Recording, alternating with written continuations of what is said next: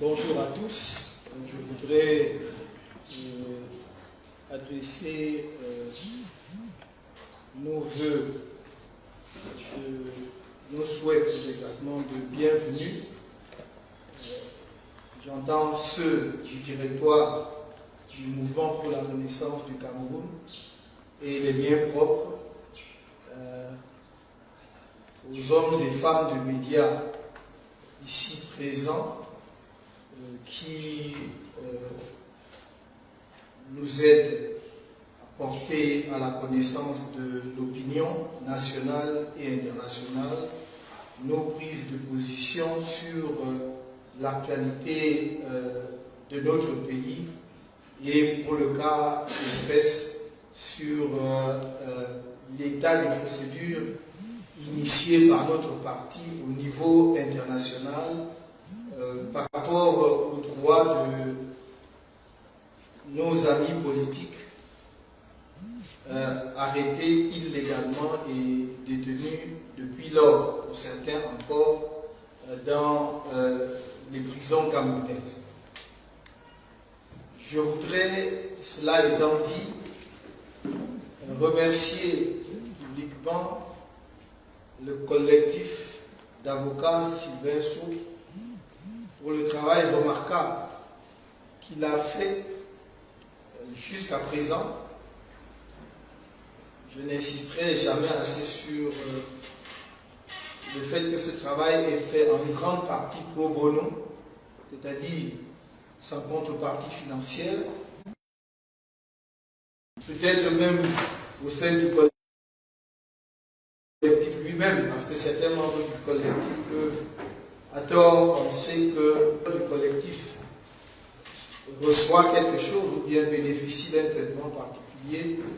Je le dis ici solennellement au nom du mouvement pour la renaissance du Cameroun qu'il n'en est rien. Cela rend d'autant plus méritoire justement leur disponibilité par rapport à la tâche dont ils s'acquittent depuis quelques années maintenant. Je dois aussi souligner que c'est le mouvement pour la renaissance du Cameroun qui a initié ces procédures. C'est nous qui avons demandé que ces procédures soient initiées au niveau international. Le coordonnateur du collectif d'avocats, Maître Méli, a dit tout à l'heure qu'il s'agissait d'une équipe importante et il a raison. Il n'a seulement pas voulu insister sur le fait qu'il s'agit d'une équipe nationale et internationale parce qu'il y a une partie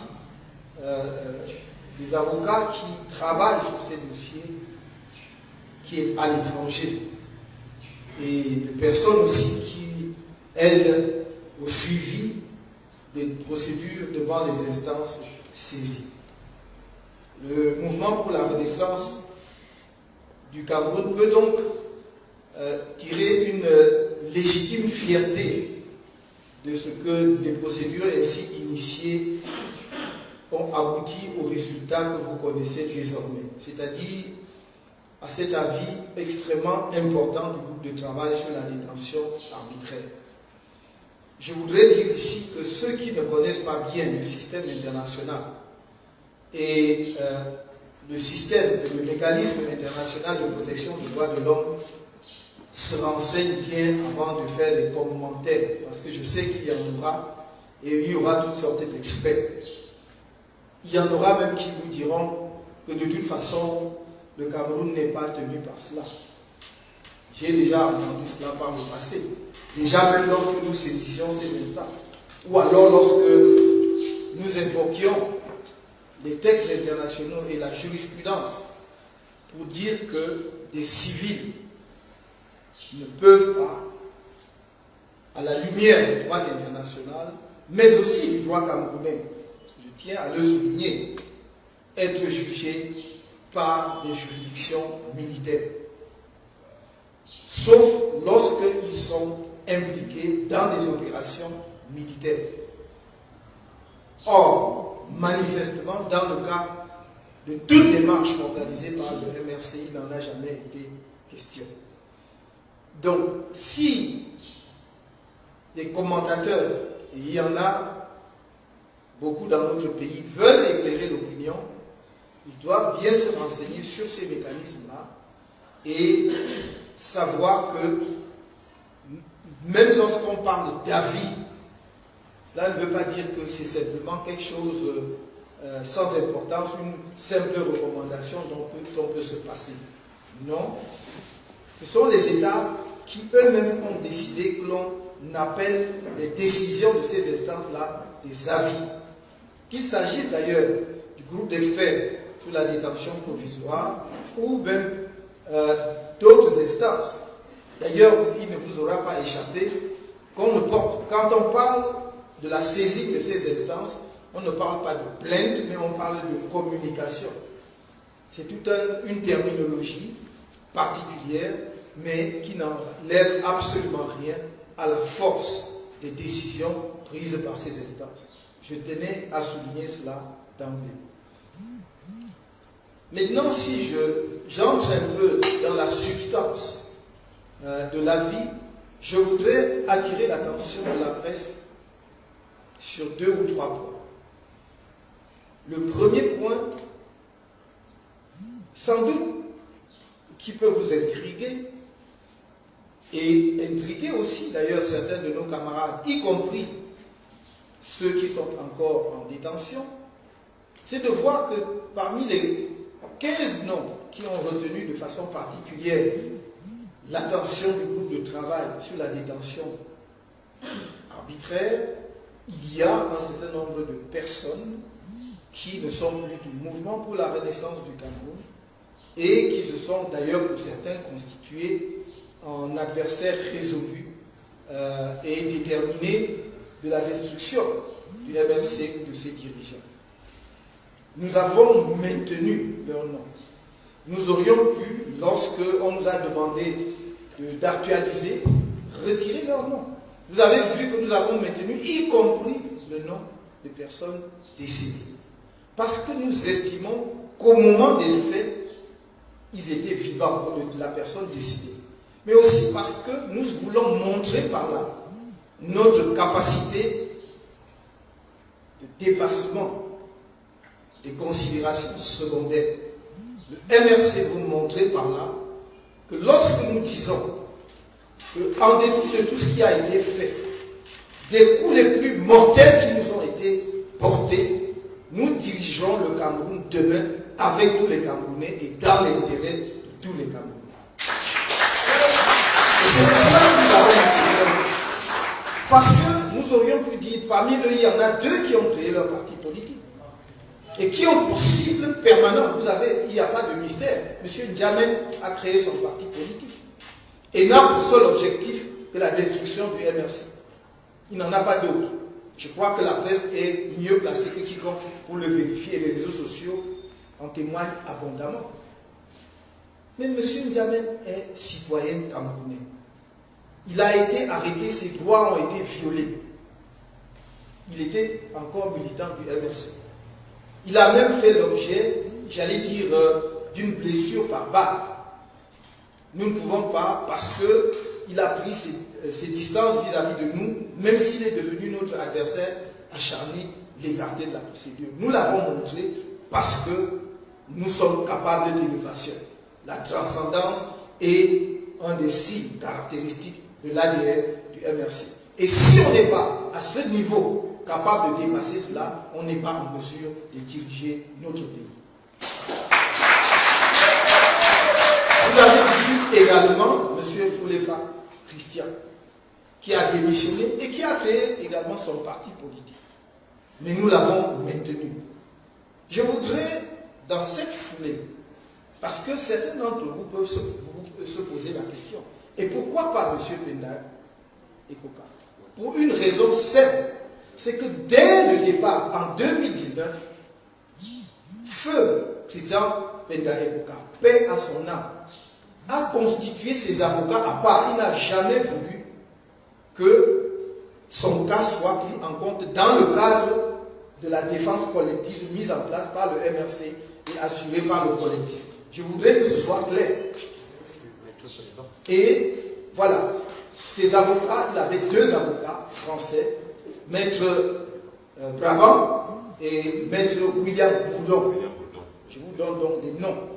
Et ni en 2019, donc c'est depuis 2019, c'est pas après son décès, dès 2019, il a dit, je ne veux pas être défendu par le collectif, j'ai mes propres conseils. Et nous avons respecté, parce que c'est toujours comme cela que nous procédons au MRC. Je pourrais même ajouter qu'il en était de même de maître Michel Ndoki, qui avait, alors que nous avions un collectif constitué, maître Claude Assira, pour suivre ces procédures au plan national. Mais elle avait accepté de remplir les documents qui nous permettaient d'initier les procédures au niveau international. Et c'est pour cela que nous l'avons maintenue, et vous voyez bien qu'elle fait partie du groupe qui a retenu l'attention du groupe de travail sur la détention arbitraire. Nous faisons les choses non seulement dans la droiture et l'élévation, mais également dans la transparence. Je voulais donc lever dès à présent cet équivoque possible. Je voudrais me réjouir de ce que l'avis dit très clairement. Non seulement que M. Olivier Bibounissa et le professeur Alain Fouguet doivent être libérés immédiatement, mais disent qu'ils n'auraient jamais dû être condamnés. C'est dit dans la vie, lisez-le attentivement. C'est un point extrêmement important. Non seulement ils doivent être libérés immédiatement, mais ils n'auraient jamais dû être condamnés. Troisième remarque que je voudrais faire, c'est que la vie dit clairement ce que nous disons depuis 2019. Les civils ne peuvent pas, ne doivent pas être jugés par des tribunaux militaires qui ne sont pas, dit l'avis, des tribunaux indépendants et impartiaux. C'est dit clairement dans la vie. Et donc, pour les commentateurs camerounais, les débatteurs, il faut qu'ils s'informent pleinement sur les règles internationales et sur les conséquences des actes posés par un État sur le plan international. Le Cameroun n'est pas une île isolée du reste du monde, ou un îlot. Le Cameroun fait partie du monde. Et on ne peut pas dire que notre pays fait partie de la communauté des États et lorsque ça nous arrange dire que tout ce qui est décidé par la communauté des États ne s'applique pas à nous, ça ne nous concerne pas. Il faut que l'on soit un tant soit peu cohérent. Le Cameroun a ratifié le pacte international relatif aux droits civils et politiques qui est appliqué en l'occurrence depuis 1984. Aussi bien d'ailleurs le pacte relatif aux droits civils et politiques que le pacte relatif aux droits économiques et sociaux. Donc vous ne pouvez pas, de vous-même, en tant qu'État souverain, ratifier un instrument juridique international et ensuite dire qu'il ne s'applique pas à vous. Nous sommes un pays de gens éduqués, nous sommes un pays respecté pour la qualité, justement, j'allais dire, de notre classe éduquée, pour ne pas dire de l'élite, et nous ne pouvons pas à l'occasion nous comporter comme un pays composé de gens indigents intellectuellement. Il faut donc nous mettions à la hauteur de la réputation et de la respectabilité de notre pays. Je voudrais enfin dire que la société internationale et le droit international n'est pas un magasin ou une auberge espagnole où on entre quand on veut, on sort comme on veut. Je dirais de façon plus précise que le droit international auquel des États ont souscrit ne s'applique pas à la carte. Ce n'est pas comme dans un restaurant, vous prenez la carte, vous choisissez ce qui vous plaît et vous laissez ce qui ne vous plaît pas. Quand vous êtes membre de la communauté internationale, ayant souscrit à des obligations internationales, vous êtes tenu par ces obligations, par toutes ces obligations. Vous ne choisissez pas. vous ne choisissez pas celle qui vous arrange. En l'occurrence, le Cameroun est tenu par les instruments internationaux auxquels il est parti, et en l'occurrence, le pacte de 1966, ratifié par le Cameroun en 1984. Le Cameroun est tenu par les décisions prises par les instances créées par ces traités, parce que c'est ce qu'on appelle les organes de traité. Chacun de ces traités a un organe qui veille au respect de ces dispositions par les États. Le Cameroun est donc tenu de respecter l'avis rendu par le groupe de travail sur la détention arbitraire. Enfin, je pense que le gouvernement de la République du Cameroun et les instances juridictionnelles de notre pays, à travers le gouvernement, c'est-à-dire à travers l'État, a là l'occasion de mettre un terme à la dérive que l'on a observée depuis quelques années en particulier, avec des violations massives des droits de l'homme.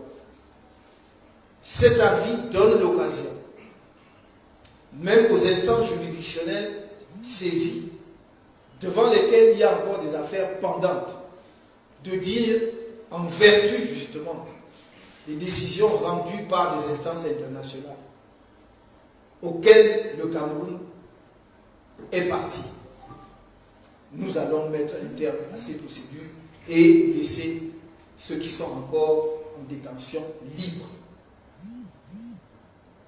Je pense que c'est une bonne porte de sortie qui permet à chacun de pouvoir régler cette affaire dans la dignité et, j'allais dire, si j'ose utiliser ce terme ou cette expression, sans perdre la face de quelque manière que ce soit. À nos autorités de le faire, de l'entendre et de le faire, ou de ne pas le faire, mais, encore une fois, libre à elle. Mon dernier mot, c'est que le droit international définit ce que l'on appelle la responsabilité. La responsabilité, c'est la violation d'une obligation internationale. Et toute violation d'une obligation internationale ou d'une règle internationale constitue ce que nous appelons un fait internationalement illicite. C'est un fait internationalement illicite. Et certaines violations du droit international peuvent être constitutives de ce que l'on appelle les crimes, peuvent être constitutifs de ce qu'on appelle les crimes contre l'humanité. Et l'article 48 des textes sur la responsabilité internationale considère que de telles violations donnent lieu à ce qu'on appelle la compétence universelle. Et donc, autorise tout État, je dis bien tout État, à engager une procédure internationale contre l'État violateur. Une fois que j'ai dit cela, j'ai terminé. Je vous remercie.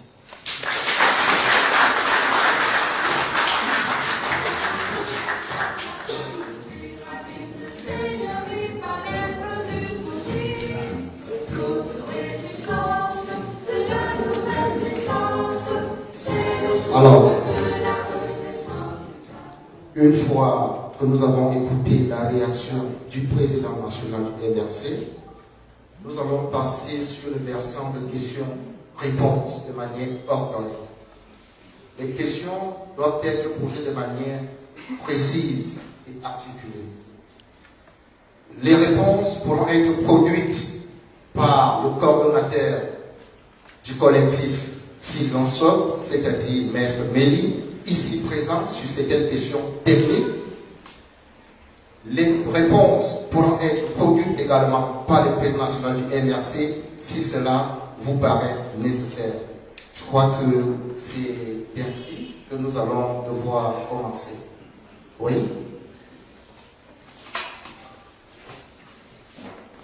Good afternoon to you, Mr. President, and thank you for the declaration you've made. I have two questions. The first question is I would like you to help us understand what is going to change in the judicial system in Cameroon, following the recommendations of the United Nations Working Group on arbitrary detention.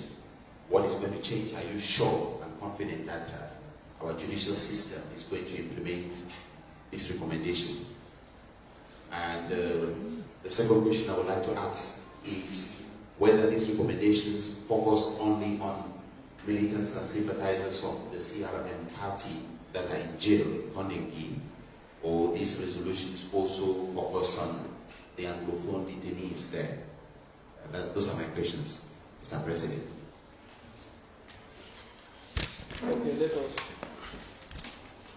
Okay, let us start with that.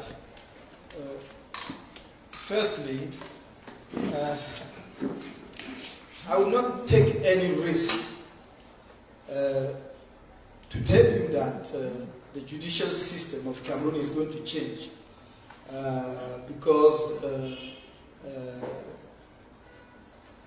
the working group of the United Nations Working Group on Arbitrary Detention have issued that opinion. It is a legal opinion binding for Cameroon as a member state of the United Nations. Whether our government is going to implement it is another story. But the point is that you cannot be a member of the international community and just apply a policy of pick and choose when it comes to the implementations of the international rule of law or the decision of the international bodies. You are bound by every single rule from a convention you are party to. And in this case, Cameroon have ratified the 1966 Covenant on political and civil rights in 1984, and therefore is bound by every single rule contained in that covenant and all the decisions issued by the international body, legal bodies created by that covenant. Therefore, I can assume that as a country which respects itself and would like to be regarded as or looked at as a country which respects itself, the Cameroonian government have no choice but to implement that opinion. That's my opinion. But having said that, you know that some government can say we don't care about what has been said by the UN body. The fact is that the international community still have power or rooms to put pressure on the government to implement it. It will take a very long time to explain how it works. But the opinion of the working group has been forwarded to the High Commissioner of the United Nations in charge of human rights. And we believe that they will take all necessary measures to make sure that the Cameroonian government is abide by the law and by the decision. The second question was whether the opinion was focused only on the Anglophone militants. I would say it is focused only on CRM militants. Why? Because it was related to the peaceful marches. The communications to the international bodies were based on those who were arrested during the peaceful marches of 2019 and 2020. And that's why. But I think that the English-speaking Cameroonians who are jailed have their own lawyers. And I assume that these lawyers are doing this type of job for them. Look, for instance, not very long before the publication of this opinion of the working group, I think that is the Committee of Human Rights of the United Nations also published a decision on the case of Mr. Sissoko and others. Anglophone detainees in Konyengi, meaning that there are procedures concerning their case which is ongoing before these bodies.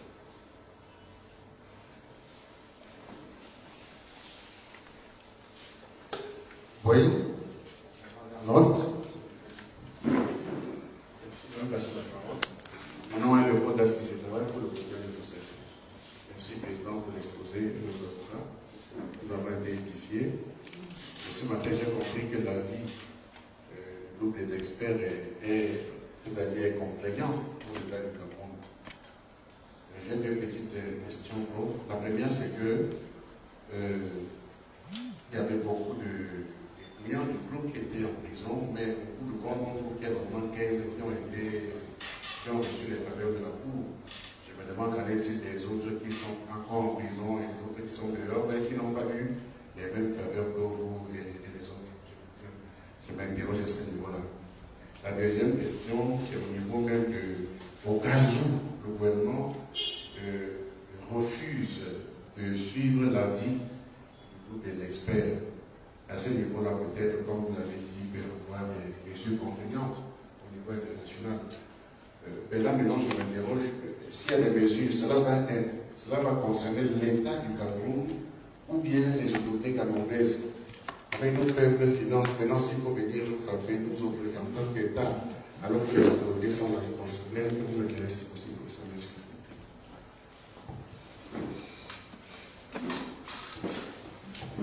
Merci beaucoup pour vos deux questions.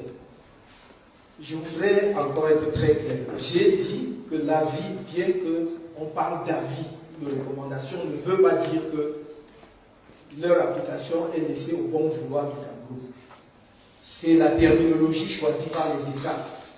Mais effectivement, le Cameroun doit appliquer cela. Je n'ai pas dit que le système international a des mécanismes de contrainte. J'ai dit qu'il y a des mécanismes qui peuvent amener le Cameroun, faire pression sur le Cameroun. C'est deux choses différentes. Parce que si vous parlez de mesures de contrainte au niveau international, on va vous demander de quel type. Parce que est-ce que c'est la saisine des avoirs du Cameroun, par exemple, pour réparer les gens qui n'ont pas été réparés, ou bien est-ce qu'on va envoyer une force internationale? Non. Les mécanismes internationaux comprennent entre autres l'interpellation permanente du Cameroun dans les instances où siège le Cameroun sur l'application d'une mesure qui a été prise à une instance compétente en matière des droits de l'homme. On va régulièrement, et puisque vous savez que chaque État, il y a ce qu'on appelle des rapports périodiques, les rapports périodiques que les États font aux Nations Unies, et donc quand le Cameroun ira exposer ce rapport périodique à Genève, parce que ce n'est pas à New York, c'est à Genève, vous savez que régulièrement, c'est le ministre délégué auprès du ministre des Relations extérieures, d'ailleurs, qui va présenter cela lorsque le ministre des Relations extérieures lui-même n'est pas disponible. On va donc l'interpeller sur ces cas-là. Ça fait partie, vous voyez, des mesures. Ça ne veut pas dire qu'on va envoyer, je ne sais pas moi, des troupes au Cameroun et tout cela. Mais vous savez, à la fin, et merci d'avoir posé cette question, à la fin, les États, ce n'est pas parce qu'on n'envoie pas des troupes que les États ne sont pas touchés par un ensemble de mesures des mécanismes au niveau international. Vous avez vu qu'on est allé jusqu'à exclure une puissance, membre du Conseil de sécurité, d'une instance onusienne, notamment en matière de droits de l'homme. Donc, vous voyez, on ne peut pas faire partie, comme je l'ai dit tout à l'heure, de la communauté internationale et dire que l'on choisit les règles que l'on respecte et celles qu'on ne respecte pas. Donc le Cameroun doit effectivement pouvoir, et ceux qui font des rapports au gouvernement, qui conseillent le gouvernement, doivent pouvoir lui dire la vérité en disant ce n'est pas parce qu'on appelle ça un avis ou même recommandation, n'importe quoi, que cela veut dire que nous sommes libres ou pas. Non, c'est la terminologie qui a été choisie, mais en fait nous sommes tenus tout le monde. D'ailleurs, pour les juristes qui comprendront ce que je dis, on considère les décisions de ces organes de traité comme étant de la jurisprudence. On les considère comme étant de la jurisprudence, monsieur Dassis. Donc, ça veut dire que ça veut dire. Ça veut dire qu'on s'appuie dessus comme quelque chose faisant autorité. Donc, c'est à notre gouvernement de dire, voilà, je suis parti à des mécanismes internationaux, ils ont été saisis, ils ont rendu, en tout cas pris position, ils ont rendu une décision, un avis, une recommandation, peu importe. je dois effectivement donner suite à cet avis. Maintenant, je crois que c'était le premier point. Voilà, merci beaucoup. Vous me donnez l'occasion justement d'éclairer l'opinion et ceux qui m'entendent, les militants du MRC qui ont été arrêtés à l'occasion des différentes marches 2019, 2020 et dont les noms ne figurent pas dans l'avis ne veut pas dire qu'ils ne sont pas concernés. Maître Méni, le coordonnateur des collectifs des avocats, a dit clairement tout à l'heure qu'ils avaient fait 123 communications. C'était ceux qui étaient encore détenus au moment où les procédures avaient été initiées. Donc il y a, si vous voulez, si les gens ne comprennent pas ce que vous voulez dire communication, 123 plaintes avaient été déposées auprès du groupe de travail sur la détention arbitraire. Le groupe de travail, il vous l'a dit, a dit, nous n'avons pas les moyens d'examiner tout cela en même temps, parce que les plaintes sont individuelles. Donc on devait examiner chaque cas. Ils ont dit, est-ce qu'on peut prendre quelques cas emblématiques? Et c'est ce que fait le groupe de travail. Vous verrez, dans tous les pays où il y a des procédures concernant plusieurs personnes, on va prendre 2 ou 3 cas de figures emblématiques, c'est-à-dire qui symbolisent pour rendre la décision sur leur cas, en sachant qu'en réalité, ça a un effet pour le reste. Mais je peux vous assurer, peut-être Maître Méli n'a-t-il pas voulu vous dire. D'abord, dans la vie, il est clairement dit qu'on libère tous ceux qui sont encore détenus. C'est dit dans la vie, si vous l'avez lu. C'est dit clairement. Ensuite, il y a une deuxième chose. C'est que le collectif des avocats, après donc concertation avec nous, a fait qu'il n'y ait pas la moindre ambiguïté sur le sort de nos autres camarades qui ne sont pas mentionnés expressément dans l'avis. Nous avons aussitôt, immédiatement, après la publication de l'avis, saisi le groupe de travail pour lui demander une interprétation de son propre avis, dans le sens suivant lequel l'avis s'applique à tous les autres cas dont il avait été saisi. Il ne s'agit pas pour nous d'amener le groupe de travail à examiner de nouveaux cas, mais les 123 cas qui avaient été portés devant le groupe de travail. Et je pense que ça, j'espère que cela répond amplement à votre préoccupation et que nos autres camarades, même ceux qui sont libérés et qui étaient parmi les 123, doivent savoir qu'ils n'ont pas été oubliés ou abandonnés et que leur cas, effectivement, est dans le groupe des plaintes qui ont été déposées auprès du groupe de travail sur la détention arbitraire. Il y avait une deuxième question. C'était la première, j'ai répondu. Voilà, merci.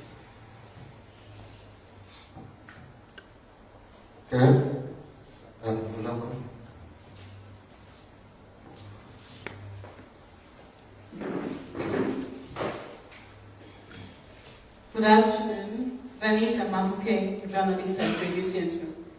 Mr. President, I want to know from you if you consider these opinions of the UN Working Group on Arbitrary Detention as a victory, because you said in one of your declarations that you cannot attest to the fact that the government will react positively to the opinions, but yet you brought us here. It means you consider it important, significant. So now, do you consider it as a victory, as a step forward towards the liberation and compensation of prisoners of the CRA party?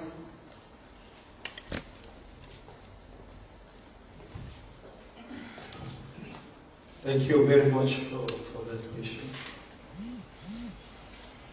which gives me the opportunity to enlighten the opinion on that particular aspect, which is really very important indeed. We firstly consider it as a victory, as a legal victory. Legal victory. First of all, the working group on arbitrary detention has clearly stated that a civilian cannot be tried before a military court. So, I think Cameroonians can now agree with us that we were right when we said that military tribunal cannot try our cases. And that's it. For us, it's a really very, very important legal victory. Whether Cameroon will implement the opinion of the group, the working group, or not, legally speaking, they give us, the victory on that one. Secondly, we are hopeful that the Cameroonian government will implement that legal opinion. Why? Because Cameroon is part of the international community. Cameroon must abide by all the international rules contained in the legal instrument to which it is party to. It's not a pick and choose system. You cannot say, I'm a member of international communities. I'm interested only in implementing these rules, but I will not apply those rules because they are, contrary to our feelings.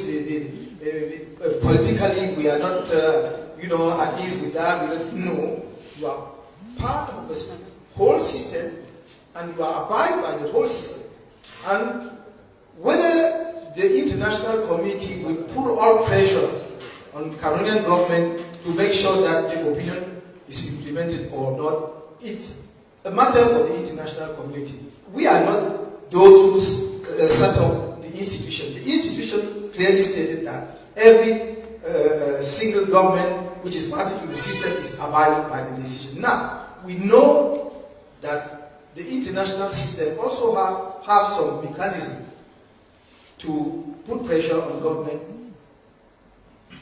which do not implement the legal decision from the international community. And for instance, Cameroon will be, you have what they call the periodic review on human rights, periodic review or periodic report on human rights from every country. And Cameroon, I think it's every 2 years or every year or every 2 years, something like that. And the Cameroonian government is usually present in Geneva to submit its own report, and they will ask them why until today you have not implemented that, and that. These are part of the mechanism that can be deployed by the international community to bring government to implement the rules. Therefore, we are hopeful that if not right today, maybe the day after, or in a week or in a month, all our comrades will be free and compensated according to the decision or the opinion of the working group. Thank you.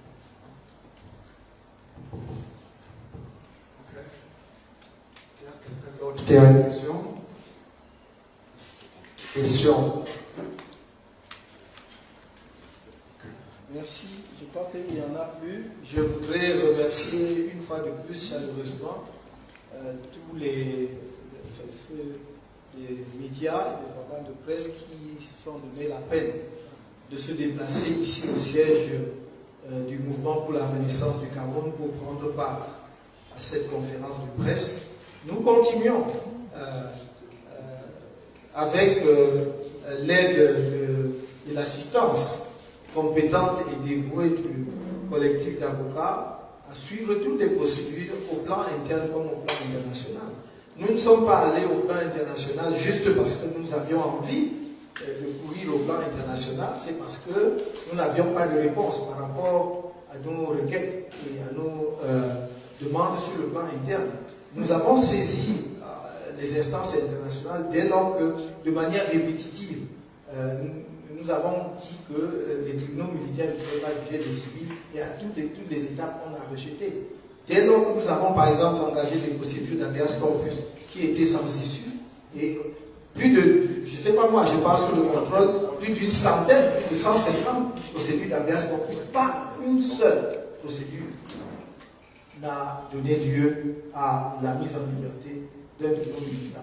Or, la mise en liberté sur une procédure d'habeas corpus ne veut même pas dire que vous êtes acquitté. Ça veut dire simplement qu'on vous met en liberté pour comparaître libre. Même ça, on ne nous a pas accordé, alors même qu'on disait aux certains que c'était défaut de carte nationale d'identité. Pourquoi doit-on mettre un citoyen camerounais en détention provisoire pendant 6 mois, 1 an, pour défaut de carte nationale d'identité? Ça veut dire que nous-mêmes, nous sommes dans la violation systématique de notre propre code de procédure pénale, qui fait de la liberté le principe, la règle, et de la détention d'exception. On ne vous détient que lorsque vous êtes poursuivi pour une infraction de caractère criminel qui peut donner lieu à une peine capitale, voire peut-être une détention à perpétuité. Pour les autres cas, on dit non, vous devez comparaître libre. Et là, même pour défaut de carte d'identité, on a gardé nos militants, pour certains pendant 1 an, pour d'autres condamnés à 2 ans et maintenant 7 ans. Je vous signale, peut-être que nous l'oublions, en 2019, dans le contingent des militants du MRC arrêtés en 2019, il y avait des militants qui étaient poursuivis pour une infraction dont le quantum de la peine ne dépasse pas, maximal est de 6 mois. Maximum 6 mois. Mais il y a un juge qui, en violation du code pénal camerounais, les a condamnés à 12 mois, à 1 an, a refusé de rédiger la décision. C'est-à-dire nous mettant dans l'impossibilité même de faire la peine. A attendu que les intéressés purgent les 12 mois. Et ils ont été libérés au bout de 12 mois parce qu'ils ont purgé leur peine. Et le magistrat en question a reçu une promotion. Il est encore là. Il est toujours là. Comment, dans ces conditions, ne pas être obligé de se tourner ailleurs pour voir si on peut obtenir justice, puisqu'on ne peut pas l'obtenir manifestement dans son propre pays. Maintenant que nous sommes sortis du cycle du tribunal militaire, comme disaient nos avocats, et que nous sommes devant la cour d'appel, même si, contrairement à l'argumentation du collectif des avocats, il siège toujours des militaires, puisqu'on veut nous faire croire que, donc, comme on est à un appel sur des décisions rendues, sur des jugements rendus par les tribunaux militaires, donc c'est cette composition-là, nous espérons au moins que le président du tribunal étant un civil, et que parmi les 2 autres membres de la collégialité, l'un des 2 membres également est un civil, ils vont rendre la justice civile à des civils. C'est pour cela que cet avis leur a déjà été communiqué au moment où je vous parle, parce qu'il a déjà été communiqué au ministère de la Justice, à la cour d'appel du centre, au parquet général, et dont ils en sont informés. Nous espérons que nous pourrons en tirer toutes les conséquences. Dans l'intérêt de notre pays, dans l'intérêt de l'état de droit, et pour que les droits des citoyens camerounais injustement bafoués, piétinés, soient, malgré ce qu'ils ont déjà payé injustement, c'est-à-dire 2 ans, plus de 2 ans de détention, soient malgré tout préservés.